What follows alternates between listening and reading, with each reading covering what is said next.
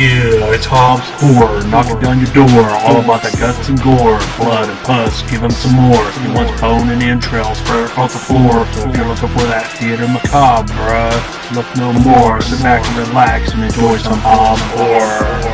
Thank you for watching Hobbs Horror. Yeah, and don't forget to like and subscribe and all that good shit.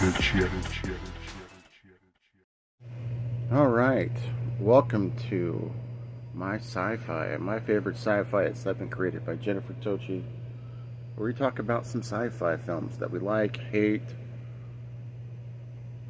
or think about. And I just finished watching a film that gets a 6.5 on IMDb. Just came out on Peacock today, actually. I've been waiting to watch this one. It is PG-13. It's a runtime of an hour and 45 minutes. That's what it says, but I don't think it was quite that long. I think that was just my TV on Peacock.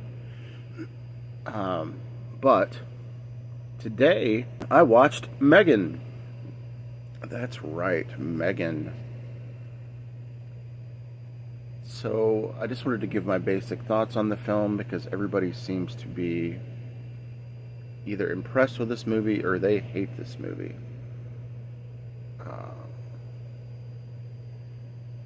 So just to give you a basic premise, there's a girl who's with her parents driving down the road, and there is an accident that happens, and she ends up becoming a foster. Both of her parents pass away. An event that happens, so her aunt has to adopt her. And in that process, her aunt happens to be a robotics engineer for a toy company. And she's trying to also design her own toys kind of along the way, but they're failing and whatnot. And most of you know the plot, because most of you have seen this, but she's in the process of developing a couple different robots. One of them is an android named Bruce, and the other one is, of course, Megan.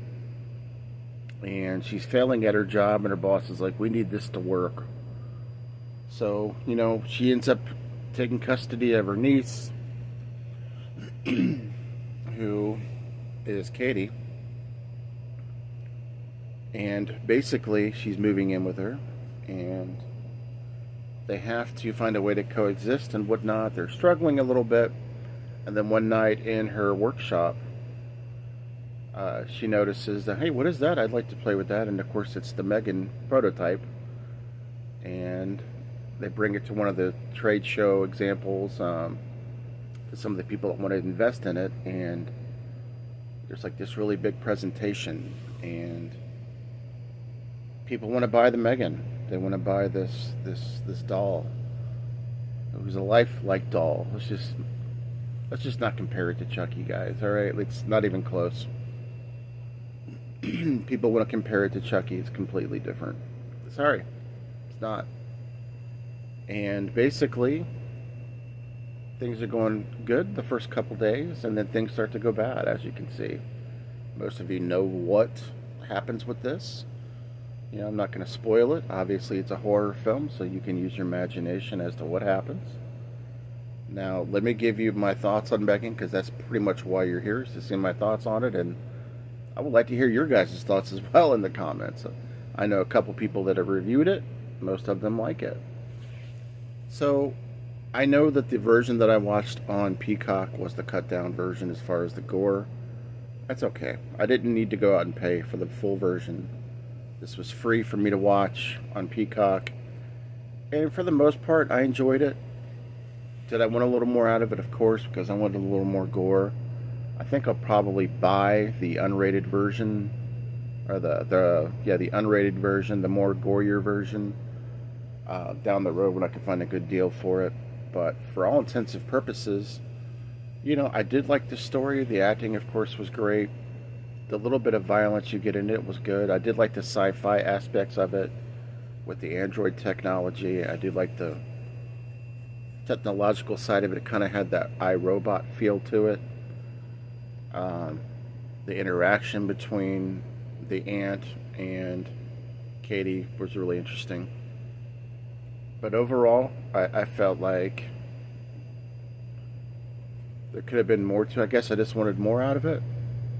That makes sense, but it wasn't bad. Like I said, the acting was good. I wanted a little more violence. I kind of felt like it was a robotic version of The Good Son. If that makes sense. So I kind of felt like it was the sci-fi iRobot version of The Good Son. And there are other people involved in the film.